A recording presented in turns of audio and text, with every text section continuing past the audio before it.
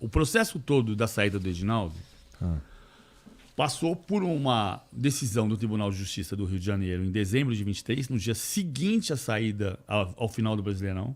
O Tribunal de Justiça do Rio de Janeiro disse que o Ministério Público do Rio não tinha legitimidade para formatar o acordo que legitimou a eleição do Edinaldo lá atrás. O Edinaldo foi deposto no dia 7 de dezembro de 23 e no dia 4 de janeiro de 24, o ministro Gilmar Mendes assinou uma liminar que devolvia o Edinaldo ao posto. Um dos argumentos é que o Brasil correria o risco de ser punido pela FIFA e não ir para a Olimpíada no torneio masculino de futebol. Bom, o Brasil jogou para a Olímpica e não foi para o torneio masculino de futebol. Essa liminar durou 10 meses, ficou um ano valendo, até que 7 vezes ela foi derrubada. Na última vez, o ministro Flávio Dino pediu vistas do processo, ela não foi votada no mérito, até que houve o acordo da homologação do acordo com a assinatura falsa, supostamente falsa, do Antônio Carlos Nunes. E aí o Gilmar Mendes pegou e devolveu para o Tribunal de Justiça do Rio, uma semana depois, o Tribunal de Justiça do Rio, depois do Edinaldo. Veja você como a justiça brasileira é muito rápida. Bom, há um ano e meio eu estou dizendo que o ministro Gilmar Mendes ele tem uma questão de foro íntimo, que ele pode perfeitamente assinar, liminar. É o trabalho dele, não é meu, eu não sou advogado. Ele tem todo o direito de não se julgar sob suspeição. Mas eu sempre disse que o ministro Gilmar Mendes era um dos fundadores do Instituto de Desenvolvimento e Pesquisa, IDP, que em agosto de 23 formatou uma parceria com a CBF Academy, assinada pelo Edinaldo Rodrigues. No processo da liminar, na votação da liminar, nas 8 vezes em que foi a plenário para se votar um mérito, o ministro Barroso se declarou impedido porque o sobrinho dele já tinha advogado para a CBF, ou propriamente para o Edinaldo, e o ministro Luiz Fux também se declarou sob suspeição porque o filho dele já advogou para a CBF. O ministro Gilmar Mendes assinou, é uma questão de foro íntimo, ele não se sentiu sob suspeição e manteve a liminar. Há 3 semanas, o ministro Gilmar Mendes disse: eu sou sócio do IDP. O IDP é sócio da CBF Academy. Super esquisito. Eu não estou entrando no mérito, como eu repito, é uma questão de foro íntimo. Mas, se o IDP, a CBF Academy vai fazer 10 anos, tá? A CBF Academy vai fazer 10 anos. A parceria do IDP tem 2 anos em agosto. Então o IDP não é responsável por esse fracasso da CBF Academy que eu vou citar. Mas nesses 2 anos para frente, Então a gente tem que cobrar isso. Ok que o IDP é sócio da CBF Academy. Mas eu não posso, então, quando eu vou... Nesse momento, todo mundo é inocente. Né? Nesse momento, todo mundo é inocente. Mas quando eu vou escolher o técnico da seleção brasileira, e você fala que tem 4 candidatos, José Mourinho, Jorge Jesus, Abel Ferreira e Carlo Ancelotti, para que serve a CBF Academy? Esquisito, né? Então, o que eu acho que precisa continuar acontecendo é que a gente fale sobre o que está acontecendo. A CBF Academy precisa.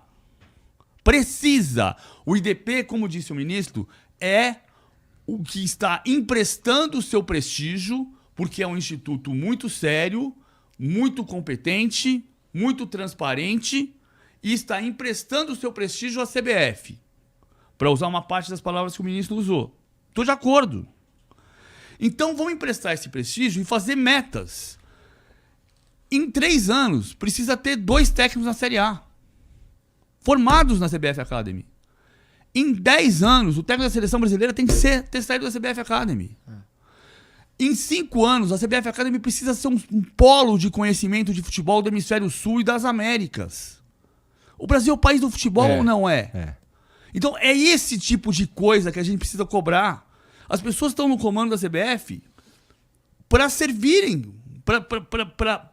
A CBF é uma entidade privada que administra um patrimônio público, cultural do Brasil, que é o futebol.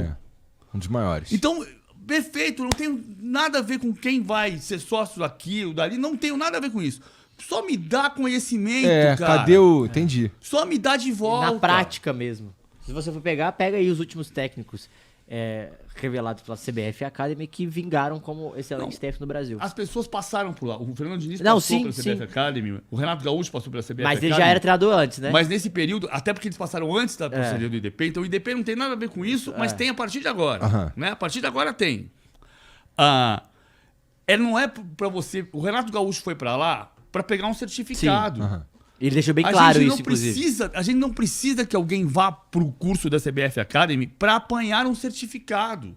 A gente precisa que alguém vá até lá Pra se formar. pra receber conhecimento. Isso. Pra aprender, pô. Pra trocar ideias, trocar conhecimento, encher de conhecimento. Só que o Brasil precisa voltar a ser o país do futebol. E não é por causa do campo de jogo, é por causa da multidão que trabalha com isso. Precisa de toda uma mudança ou de uma atualização no jeito de pensar mesmo, né? Pensar no futebol como o que é um patrimônio cultural brasileiro, talvez um dos maiores, acho que um dos maiores com certeza, que é tratado meio... Parece que o clima de incerteza político que a gente tem no Brasil como sociedade, que nem você falou, o futebol... É metáfora do Brasil. Mas Então aqui, cara, o futebol tá muito... Se você paga 4 milhões de reais por mês pro Memphis e 4 milhões e 100 pro Neymar, sem contar os contratos de publicidade, é porque a gente tá muito perto pra ficar tão longe. E é por causa das... tem muita gente. Na arquibancada, 57 mais 64, 101, 115. Mais 44...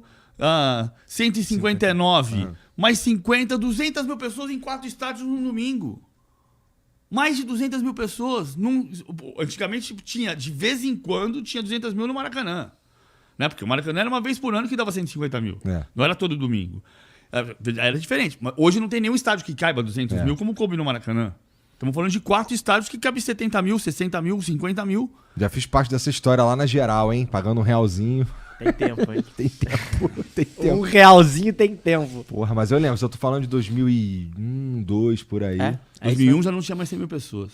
Não, né? Mas tinha Não. geral. Barato. Tinha geral. Tinha geral barato. Eu lembro porque eu estudava no Cefet, que é quase em frente o Maracanã, daí eu só atravessava a Avenida do Maracanã, ficavam os caras vendendo latão de cerveja, e aí a gente ia então... Você falou que nessa época você era menininho, pequenininho, como é que você tomava cerveja nessa época? Calma aí, cara.